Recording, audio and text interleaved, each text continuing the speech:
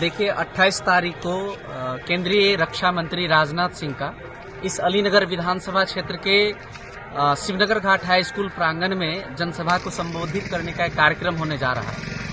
हम मिथिला क्षेत्र से आते हैं और यह जो मिथिला क्षेत्र है यह लगभग 10 करोड़ की आबादी वाला यह क्षेत्र, मैथिली बोलने वाला क्षेत्र, जो पूर्ण रूप से पिछले कई दशकों से अपने मत से, जन से निश्चित रूप से केंद्र सरकार को हमेशा से समर्थन और मजबूती प्रदान करती रही है।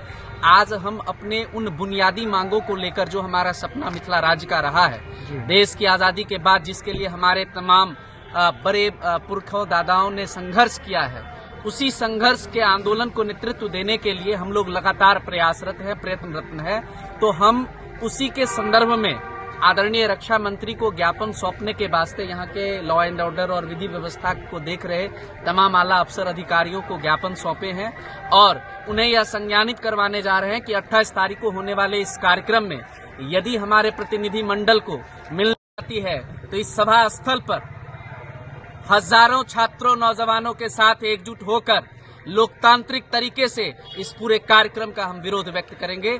मिथिला स्टूडेंट यूनियन इसकी अगुवाई करेगी। मैं वीरेंद्र कुमार, दरभंगा जिलाध्यक्ष, मिथिला स्टूडेंट यूनियन।